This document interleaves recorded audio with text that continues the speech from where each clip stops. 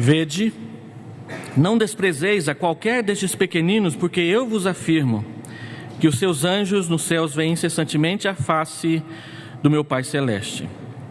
Porque o Filho do Homem veio salvar o que estava perdido.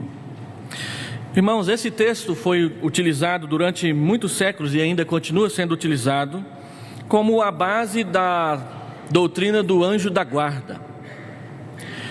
Porque quando o Senhor Jesus diz que se alguém faz tropeçar os pequeninos e os despreza, os seus anjos estão na presença de Deus intercedendo por eles. Alguns veem aqui aquela ideia de que cada um de nós tem um anjo que desde quando você nasce ele te acompanha intercedendo por você diante de Deus. Eu creio que não seja exatamente isso que o Senhor Jesus quer dizer, mas Ele quer dizer que de fato os anjos intercedem por nós na presença de Deus. A palavra de Deus diz que os anjos eleitos, os anjos bons, eles são servos de Deus e mensageiros de Deus a nosso favor. E que eles cumprem papéis e tarefas que Deus dá a eles a respeito da relação do próprio Deus e até mesmo da revelação que Ele tem para conosco. Por exemplo, Deus enviou o anjo Rafael para que viesse conversar com Daniel no momento em que ele estava orando lá no Antigo Testamento. Depois ele envia o mesmo anjo para anunciar a Maria que ela será a mãe de Jesus. E Hebreus diz que esses anjos são mensageiros de Deus a nosso favor. Nós não sabemos muito a respeito do que os anjos fazem. Na teologia, a angiologia não é tão desenvolvida assim, porque a Escritura não traz muitas informações. Mas o que ela nos informa é que, assim como nós adoramos a Deus, os anjos também adoram. E eles adoram continuamente. E que eles nos servem de acordo com os propósitos de Deus. Nós ouvimos histórias a respeito dos anjos, algumas muito interessantes, outras testemunhos pessoais de pessoas a respeito de como que talvez eles apareçam entre nós. Uma vez eu ouvi a história de um pastor presbiteriano independente, ele tentando explicar como que esses anjos atuam no nosso meio. Ele disse que um certo amigo dele estava no metrô no Rio de Janeiro, e quando o metrô parou e as portas se abriram, uma pessoa simplesmente agarrou o seu amigo, puxou para fora do vagão, lhe abraçou e disse: que saudade de você, vamos ali tomar um café, eu vou te pagar um café hoje. E ele nem sabia quem era o cara. Levou para a lanchonete, conversando com ele sem entender: vou perder o trem, e o trem saiu. E o trem explodiu assim que ele entrou dentro do túnel, e houve um acidente. E o homem disse que ele apenas olhou para o túnel, o clarão que vinha lá de dentro, e olhou de novo para o homem que não estava lá mais, tinha sumido. Esse pastor disse: eu creio que essa é uma forma de anjos aparecerem para conosco. Quem já leu o livro Este Mundo Tenebroso, que para filme de Hollywood seria excelente, mas para fazer nossa teologia nem tanto assim, é mais ou menos por esse caminho que eles andam. A Bíblia diz que os anjos vêm a nós. A Bíblia diz que às vezes eles se tornam visíveis diante dos nossos olhos. A Bíblia diz que Abraão, até mesmo sem perceber, hospedou 3 deles. E Ló também hospedou 2 deles. E que um daqueles 3 aos quais Abraão hospedou era o Senhor Jesus antes da sua encarnação, porque Abraão o adorou. E a Bíblia diz que aquele anjo do Senhor que estava lá na fornalha junto com os amigos de Daniel e que conduziu o povo de Israel no deserto, e que é o único anjo que é chamado de o anjo no Antigo Testamento, e que é o único anjo que aceita que alguém se prostre diante dele para adorá-lo, seja o Senhor Jesus antes da sua encarnação. E a Bíblia diz que estes anjos, estes que servem ao Senhor Jesus, também nos servem. E o Senhor Jesus coloca isso como um dos pontos importantes para nós entendermos que cuidar das nossas crianças também é sério. Mas há um outro ponto que é esse que eu gostaria de enfatizar neste momento, é o versículo 11. Porque o Filho do Homem veio salvar o que estava perdido.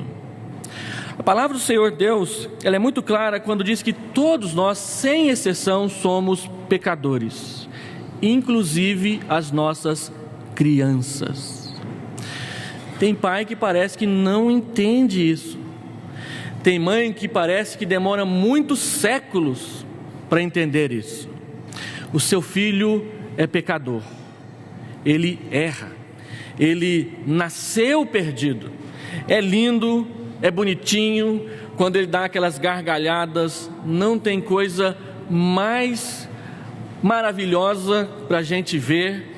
Na internet, os vídeos que tem crianças rindo são os mais assistidos, milhares, milhões de pessoas assistem, mas a Bíblia diz: não se engane. Davi já dizia: eu nasci na iniquidade, eu nasci pecador.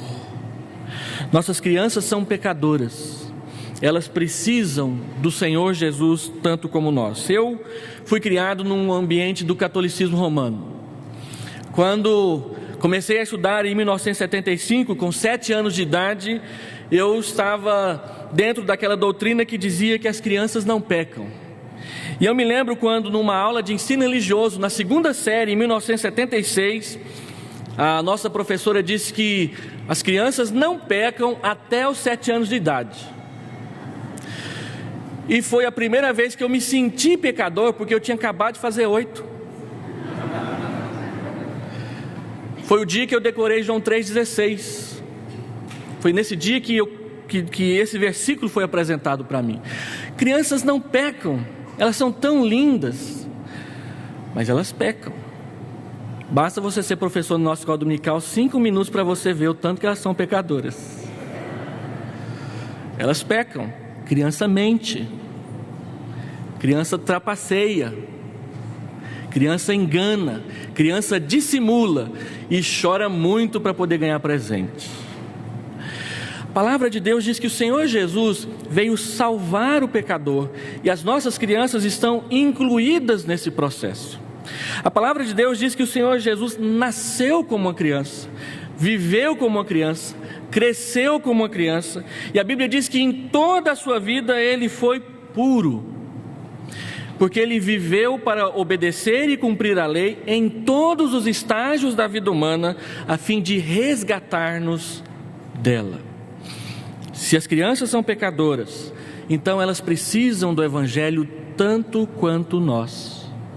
E essa é uma das razões porque a nossa escola dominical, metade dela, 50% dela é dedicada às crianças. Nós temos, nas nossas distribuições de sala, metade das salas são separadas para o departamento infantil, para que elas possam conhecer o Senhor Jesus. A igreja cria programas de culto doméstico, a fim de que os pais possam ter instrumentos para falar de Jesus às suas crianças. E o Senhor Jesus instituiu a ceia, para que visivelmente o Evangelho pudesse ser retratado também diante dos olhos das crianças. Há um texto em Deuteronômio que diz que quando a Páscoa era celebrada, uma criança levantava-se e perguntava assim: pai, o que quer dizer isso?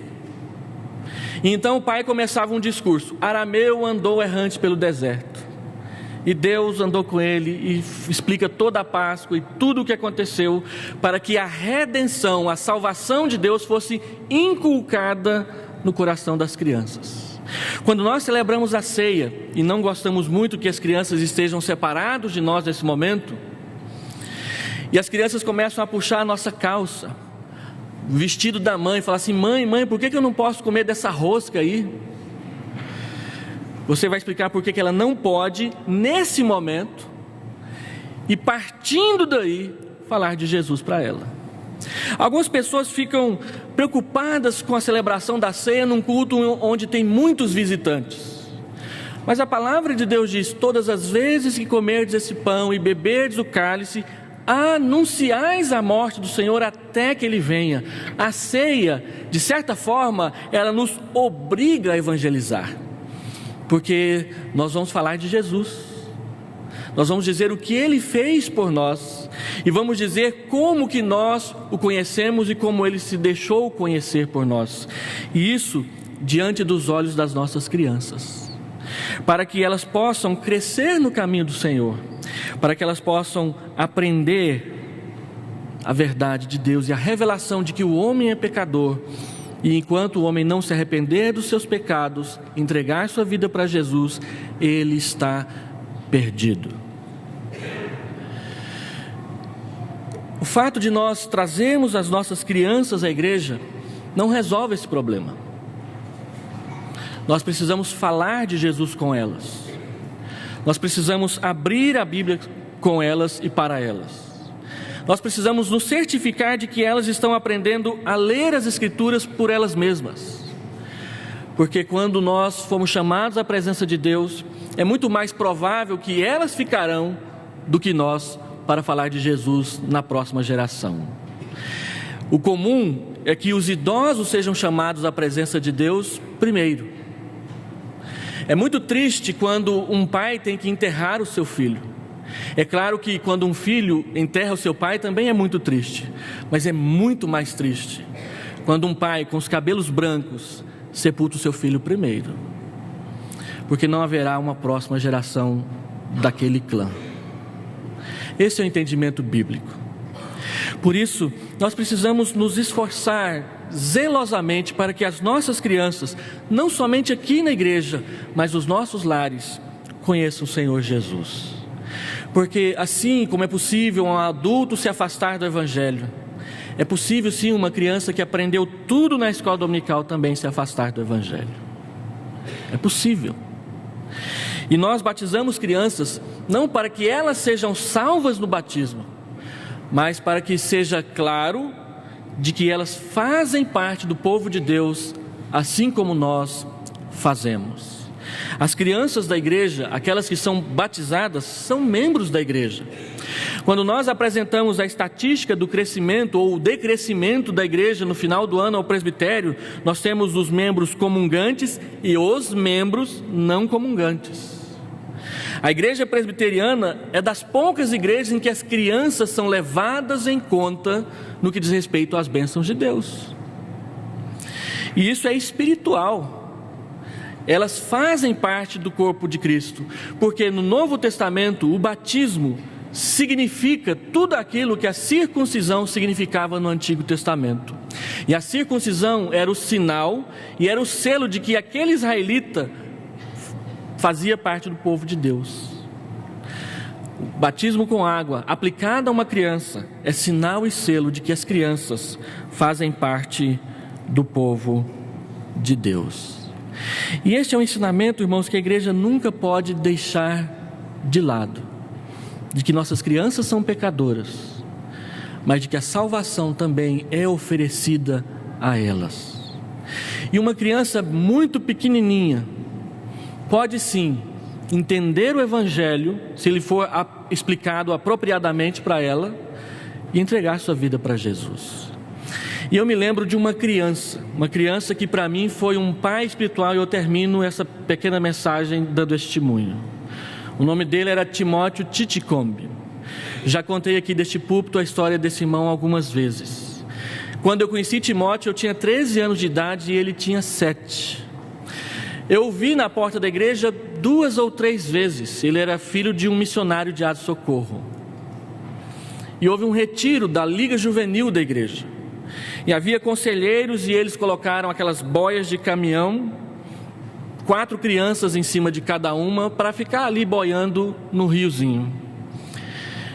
E os monitores estavam acompanhando, e a boia ficou presa em um toco escondido debaixo d'água. Ela rodou e os 4 caíram dentro d'água. O que caiu mais perto da margem foi Timóteo. E o irmão que estava ali monitorando foi rapidamente a buscá-lo. E ele diz: eu não, salvo o meu colega, porque ele não conhece Jesus. E o monitor então deixou o Timóteo e pegou o coleguinha. E o Timóteo afundou e não voltou mais. Ele foi encontrado algumas horas depois, preso num toco debaixo d'água. A igreja chorou muito aquela morte. Mas aquele menino é um pai para mim, porque ele disse uma frase: a mim não, Mas a ele que não conhece Jesus, eu conheço. E se Deus me der o privilégio de reconhecê-lo lá no céu, vai ser muito bom viver a eternidade ao lado daquele menino, porque ele já está lá, nos esperando. Vamos orar.